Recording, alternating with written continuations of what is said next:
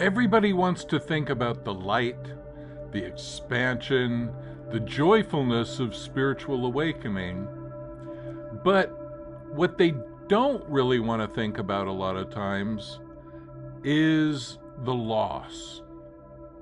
There's a huge loss when you awaken. It's the loss of a false self, but nonetheless, it might be all you've known yourself to ever be. And when you lose it, not only is it going to be mentally confusing, it's emotionally devastating for many people.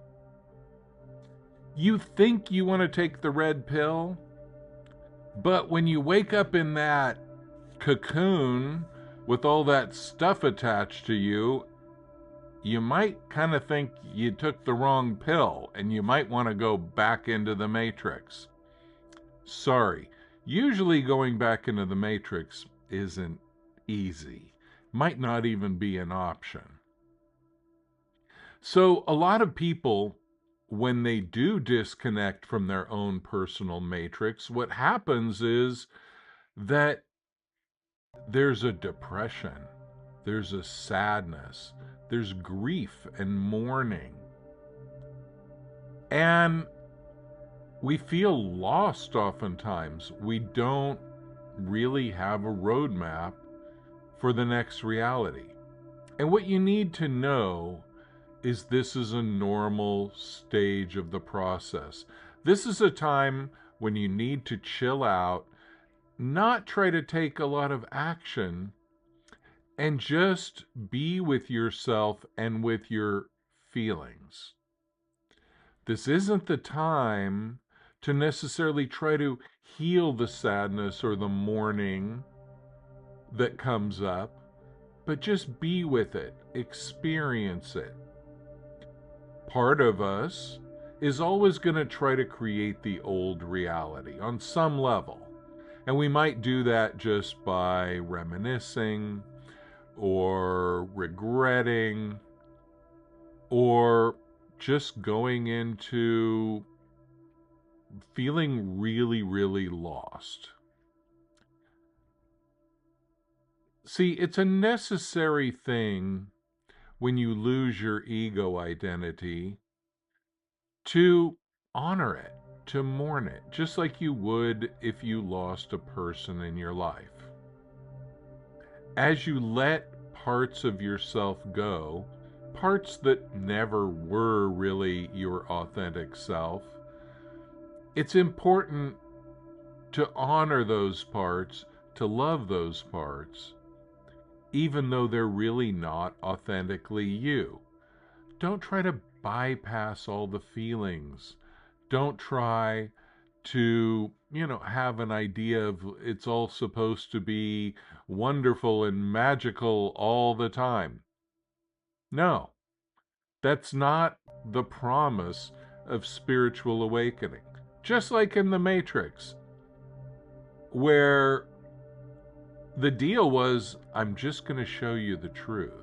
Not promising it's going to be great or you're going to love it, right? So there's a grief of losing the false self. But here's the good news. Once you go through that grief, you will notice that there are parts of the false self that remain.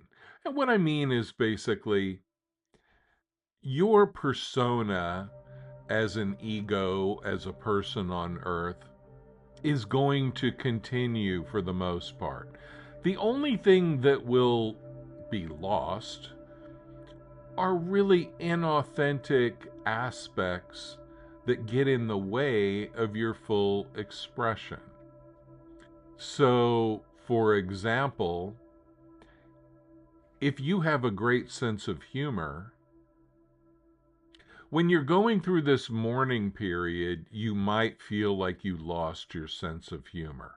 You might feel like everything's dry and flat and neutral. you might feel like the juice has gone out of life. Trust me, it has not. This is just a transitional period. But as you let go of the inauthentic parts of you, for example, maybe part of your sense of humor was a coping mechanism that helped you deal with feelings of inferiority. And you found a way to laugh certain things off, to kind of gaslight yourself. And then after your awakening, you find that there's no need to do that. And so your mind might jump to thinking, I've lost my sense of humor. No, you haven't. You've only lost the inauthentic part of your sense of humor that was there to protect an inauthentic part of your ego. See what I mean? When you go through the process, you're going to find that your nature as a human remains. It remains even more vital than it ever was before because it's not hijacked into protecting parts of your ego that are no longer there and that really never needed the protection that you gave them. So, what do you do when you go into that mourning phase after awakening? And trust me, a lot of people are going through that right now. Number one, sit and be in your body and feel your feelings. I know, it's not that thrilling, doesn't sound that spiritual, but it's one of the most important things you can ever do.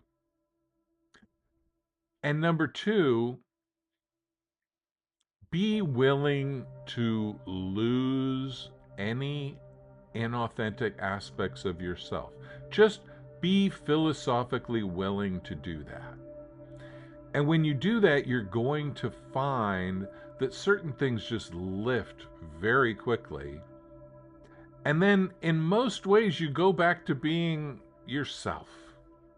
You didn't lose anything except fear, insecurity, shame, things like that. Things that are there to protect your ego.